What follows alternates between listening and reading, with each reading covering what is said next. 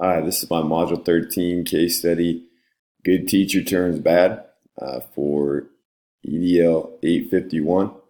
And my summary of the case is basically Mrs. Wilson is a principal of a small elementary school, and she's receiving complaints about one of her veteran teachers, and she has to figure out how to resolve the situation with the teacher and parents. And as you're going to see from my presentation, I want to attack this problem from the beginning. I think that the end result could have been avoided if Mrs. Wilson would have followed a couple of steps along the way. And so I'll go through that right now. So, first, let's look at the problem. Number one, we know that Mrs. Horton is a first grade teacher.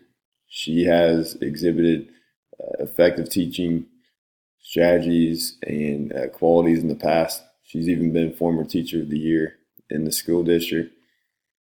The school year before, she had been experiencing personal issues, and that had led to a noticeable change in her professional habits. In the current school year, parents are complaining and they want their children moved out of her class. There's been 4 parents that have even sent in complaints to the superintendent. So, what we know about Principal Wilson and some of the things that she's dealing with. First of all, she has had the position for 3 years, but actually it's 4 when you look at the current school year in the case study. She's also had a one-on-one meeting with Mrs. Horton about implementing a new reading program. Mrs. Horton has not wanted to do that and has been complaining to staff about the implementation of the program. Also, Mrs. Wilson has been informed by parents and superintendents that Mrs. Horton is verbally abusing her students. She has conducted her own observations and hasn't seen any evidence, but the complaints are rolling in. Now, the problem. I like to break problems down into short-term and long-term problems, so that kind of helps me know where to focus when I'm building my steps for my plan of actions. So first of all, looking at the short-term problem, number one, it's figuring out how to handle the fallout from the meeting between Mrs. Horton and Mr. Stafford. Obviously, we know that Mrs. Horton lost her cool. So in my mind, she basically tied my hands as far as her principal trying to make a decision. With the way that she acted, you pretty much have to give in to Mr. Stafford and move his child from the classroom. So that's why, with my case study breakdown, I wanted to focus on preventing that from ever even happening. And so we'll cover that here in just a minute. Now, looking at the long-term problems, you have to enact a supervision and evaluation plan for Mrs. Horton. And I think that if this had been done at the beginning of the 4th school year, this would have led to the prevention of those issues. So we'll get into that now. First of all, my plan of actions, like I said, I know I've said it a few times, but I just want to stress that I wanted to build a plan of action focusing on preventing as many negative interactions between Mrs. Horton, parents, and students as possible. And obviously, if you do that, then that's going to help her improve quicker. And also, it's going to prevent having to take action against Mrs. Horton, for example, possibly suspending or dismissing her. So, looking at step 1, first of all, I would have met with Mrs. Horton at the end of the 3rd school year once she was exhibiting obvious changes in her professional behavior. And the major point of the meeting would just be to build a relationship with her. As the case study kind of pointed out, the principal, Mrs. Wilson, kind of took a hands-off approach with a lot of things. So to me, it didn't seem like she had a very good relationship with the staff in general and Mrs. Horton specifically. So I think just sitting down with her, giving her a chance to talk if she wants to, but more importantly, just kind of letting her know that you're there to support her, and you can also let her know about the things that she's done in her past as far as her effective teaching, and just kind of show her that you want to see her get back to that.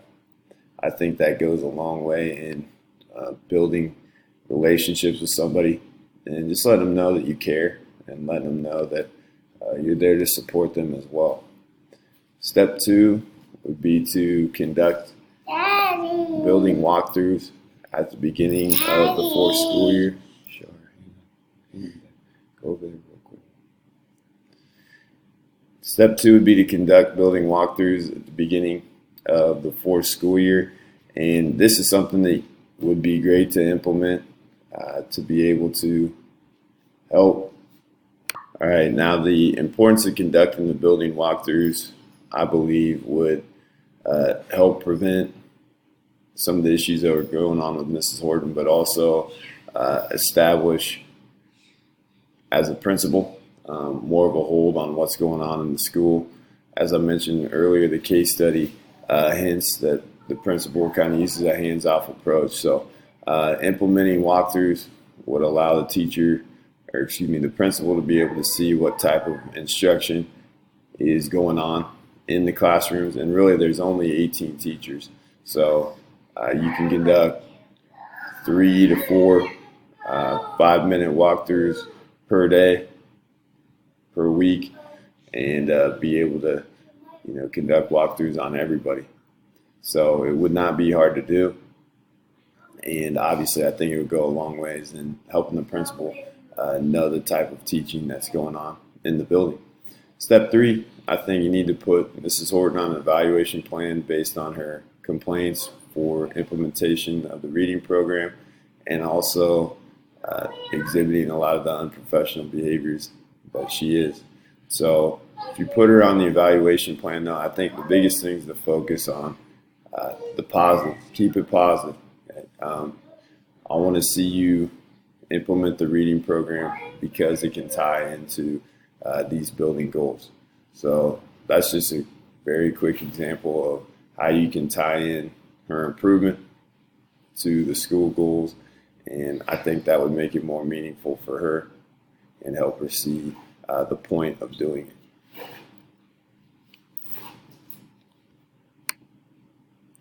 All right, step 4.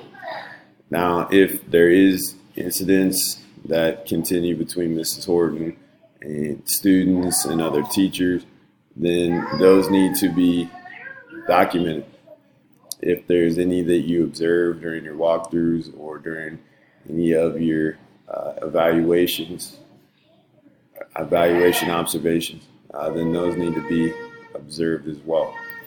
And then step 5, you need to meet with Mrs. Horton to discuss the evaluation. So obviously in every evaluation process I've seen, there's different meetings along the way. So obviously taking part in those with Mrs. Horton and helping her take part in her own improvement, coming up with goals with her, and making sure that she's meeting and following through with those.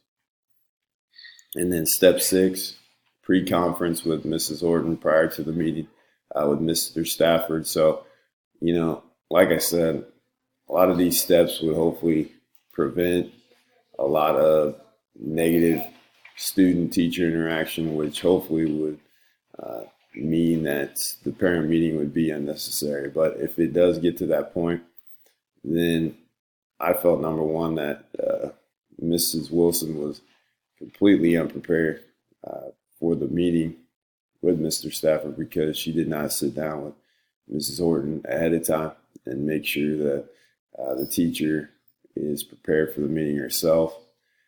I think that in the pre-conference, you need to lay out expectations and make sure that Mrs. Horton knows exactly what's going on and the information that she needs to have available. And then not only does that help the meeting go more smoothly, but as an administrator, it covers your back because you can show and document that you took the necessary steps to help Mrs. Horton. And if she doesn't do her part, then obviously you have that documented, and you can use that in a disciplinary process if needed. All right, category 3, solution for student success. Obviously, the things that would be best for students here is to prevent her from having negative interactions. So I think supervision on Mrs. Horton is important, and that will be through the evaluation process and the evaluation plan. Also, if you are getting complaints, then meet with parents that have submitted complaints, document those complaints, take them serious, and then also meet with Mrs. Horton and give her an opportunity to say her side and, basically investigate both sides of the issue. And then also monitor student progress. Those students that are having issues, obviously observe them in the classroom, see how well they're doing as far as their grades, as far as their behavior. So that gives you the best idea of how they're doing and, what's going on. All right, category 4. What was I thinking, feeling, and valuing? I was thinking that the proper supervision and disciplinary actions would need to be taken to help Mrs. Horton get back to being an effective teacher. I mean, the biggest thing is that she's obviously been there before. So I think, once again, you really got to focus on the positive with her and help her see, hey, here's where you've been. What do we need to do to get back to that? And then I was feeling frustrated. I mentioned it earlier, but I feel that the principal put herself in a difficult position because she didn't properly supervise and evaluate Mrs. Horton along the way. So I feel like that this led to issues happening that really didn't need to happen. And then valuing, I value and understand the frustration the parents were feeling when they were not seeing any improvement in Mrs. Horton's classroom behavior. I mean, obviously, as a principal, I think it's very important to be loyal to your teachers, and that's very important to me. I love principals that have backed up their teachers, but also you have to have expectations for your teachers, and if you've worked with them and they're not meeting those expectations, then obviously you want to help the parents and more importantly, the students make sure that they're having a good educational experience and can have as much success as possible. So those complaints need to be taken seriously. Promoting academic success. I use the evaluation process to help Mrs. Horton improve her teaching skills and professionalism. And also that process would focus on the positives of the new reading program and implementation. Like I said, I mean, any issues that a teacher is having, I think you've got to focus on why you need to do those things and how it applies to the overall building goals. Promoting personal well-being. I think you really have to build a positive relationship with Mrs. Horton. I think that would have started at the end of the third school year when she was first exhibiting unprofessionalism and had a lot of issues going on in her personal life. Example 2, the pre-conference would prevent Mrs. Horton from being unprepared and possibly losing her job. And then lastly, enhancing instructional capacity. Put Mrs. Horton on an evaluation and supervision plan, like we talked about. I think that would help her get back to being a good teacher. And then conduct those building walkthroughs. That would not only give you a small picture of what's going on in Mrs. Horton's room, which you can't use that for evaluation, just to see, but it would also connect you to the other teachers in school as a whole. Thank you for your time. I appreciate it.